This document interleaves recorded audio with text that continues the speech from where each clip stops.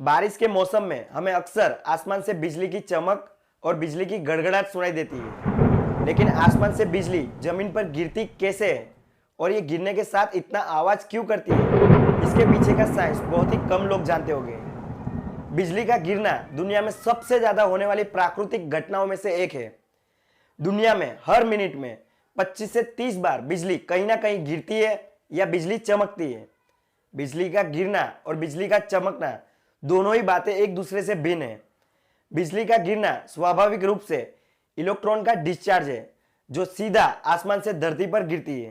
आसमानी बिजली को समझने से पहले हमें इलेक्ट्रिक करंट कैसे काम करता है वो समझना होगा, क्योंकि आसमानी बिजली में जो करंट मौजूद होता है वही करंट हमारे घरों में भी होता है। इन दोनों में सिर्फ अंतर वोल्टेज का होता है। किसी भी उपकरण को चलाने के लिए पॉजिटिव और नेगेटिव एनर्जी को वोल्टेज की मदद से डिस्चार्ज करना होता है। जैसे ही वोल्टेज को जोड़ा जाता है, इलेक्ट्रॉन गति करने लगते हैं। वोल्टेज को हटा देने पर इलेक्ट्रॉन रुक जाते हैं। वोल्टेज को तेज करने पर इलेक्ट्रॉन तेजी से दौड़ने लगते हैं। वोल्टेज को धीमा करने पर इलेक्ट्रॉन धीमी गति से दौड़ने लगते हैं। और वोल्टेज को उपकरण की तुलना में बढ़ा दिया जाए तो उपकरण ब्लास्ट भी हो जाते हैं, जिसे पानी का ओवरफ्लो होने पर पानी का लीकेज होना। अब समझते हैं कि आसमानी बिजली बनती कैसे है। गर्मी में पानी भाप बनकर आसमान में जाने के बाद धीरे धीरे ठंडे होकर बादलों में परिवर्तित होने लगते हैं।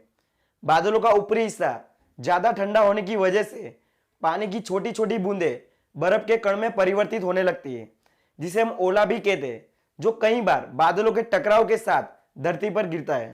पानी की बूंदें बर्फ होने के साथ ही इलेक्ट्रॉन लूज करने लगती है और बादल का निचला हिस्सा इलेक्ट्रॉन गेन करने लगते हैं, जिससे होगा ये कि बादल के ऊपरी हिस्से में पॉजिटिव और निचले हिस्से में नेगेटिव दो स्टैटिक चार्ज उत्पन्न होने लगेंगे। घर्षण बल या उग्रता के दौरान पॉजिटिव और नेगेटिव चार्जेस भारी मात्रा में बादलों के किनारे जमा होने लगते हैं।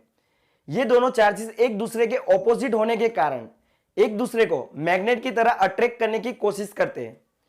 जैसे ये दोनों ऑपोजिट चार्जेस एक दूसरे से टकराते हैं, बिजली उत्पन्न हो जाती है। आसमानी बिजली उत्पन्न होने की तीन संभावना हमें दिखाई देती है। पहला है इंट्रा क्लाउड, यानी एक ही बादल के अंदर उत्पन्न होने वाली बिजली। बादल का एक हिस्सा पॉजिटिव और दूसरा हिस्सा नेगेटिव, ये दोनों ऑपोजिट चार्ज एक दूसरे से मैग्नेट की तरह अट्रैक्ट करते हैं। जैसे ये ऑपोजिट चार्ज एक दूसरे से टकराते हैं, वैसे बिजली उत्पन्न हो जाती है। दूसरी संभावना है क्लाउड टू क्लाउड, यानी दो बादलों के बीच उत्पन्न होने वाली बिजली। एक बादल का पॉजिटिव चार्ज और दूसरे बादल का नेगेटिव चार्ज, ये दोनों चार्ज एक दूसरे को ऑपोजिट होने के कारण टकराते हैं और टकराने के साथ ही बिजली उत्पन्न हो जाती है। ज्यादातर आसमान में हमें यह घटना दिखाई देती है, जिनमें एक बादल का दूसरे बादल से, दूसरे बादल का तीसरे से और तीसरे का चौथे से, इस तरह से कई बादलों के बीच अंदर ही अंदर टकराव के कारण बिजली उत्पन्न होती हमें दिखाई देती है। तीसरी संभावना है क्लाउड टू ग्राउंड, यानी बादल और जमीन के बीच उत्पन्न होने वाली बिजली। जैसे बादलों में पॉजिटिव और नेगेटिव चार्जेस उत्पन्न होते हैं, वैसे ही धरती पर कई पदार्थों के बीच घर्षण बल के कारण पॉजिटिव और नेगेटिव चार्जेस उत्पन्न होते हैं। जिसे हमारे चलने पर, पेड़ों के घिसने पर, दो पदार्थों के टकराने पर, ऐसे कई पदार्थों के बीच घर्षण बल के कारण चार्जेस उत्पन्न होते हैं। ये चार्जेस उत्पन्न होने के साथ धरती की ऊपरी सतह पर जमा होने लगते हैं।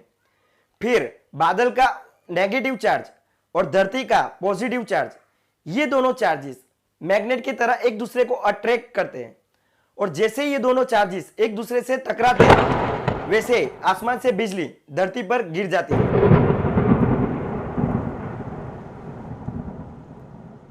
आसमानी बिजली जब धरती पर गिरती है तब इसकी कुल एनर्जी 10 करोड़ वॉट्स की होती है और हमारे घरों में आने वाली बिजली सिर्फ 220 वॉट की। अंदाजा लगा सकते हो कि यह बिजली कितनी ताकतवर होगी। आसमानी बिजली का तापमान 10,000 सेल्सियस से 30,000 डिग्री सेल्सियस तक का होता है और सूर्य का तापमान 6,000 डिग्री सेल्सियस का, मतलब सूर्य के तापमान से 5 गुना ज्यादा।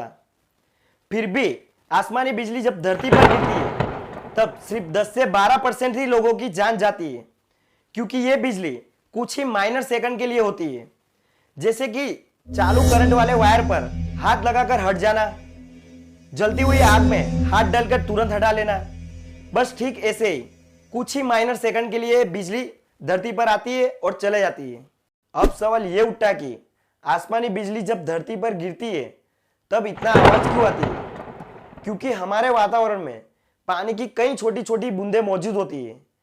इन बूंदों को 30,000 हीटिंग वाली बिजली जब छूकर निकलेगी तब आवाज तो निकलेगी, जैसे कि गर्म तवे पर पानी डालने पर या जलती हुई आग पर पानी डालने पर निकलने वाली आवाज। आसमानी बिजली जब धरती पर गिरती है तब बिजली की चमक हमें पहले ही दिख जाती है, फिर उनकी आवाज। ऐसा इसलिए क्योंकि लाइट की स्पीड ध्वनि के मुकाबले कहीं ज्यादा होती है, इसलिए हमें पहले बिजली की चमक दिखाई देती है, फिर बिजली की आवाज।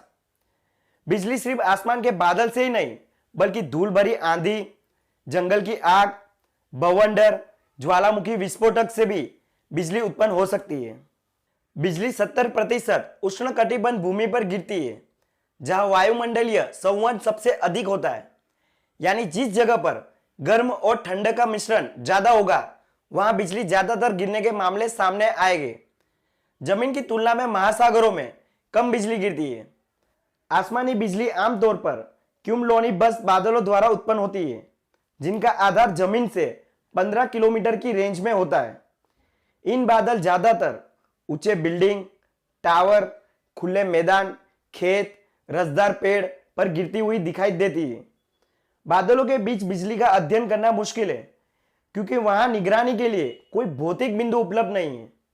फिर भी कई संसाधन इन आसमानी बिजली का अभ्यास कर रहे और उसकी निगरानी रखने का काम कर रहे।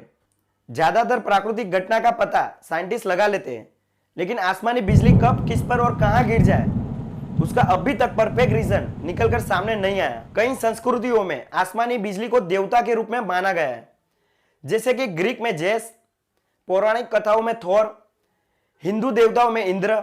ऐसे कई धर्मों में कई देवताओं के रूप में आसमानी बिजली को माना गया है।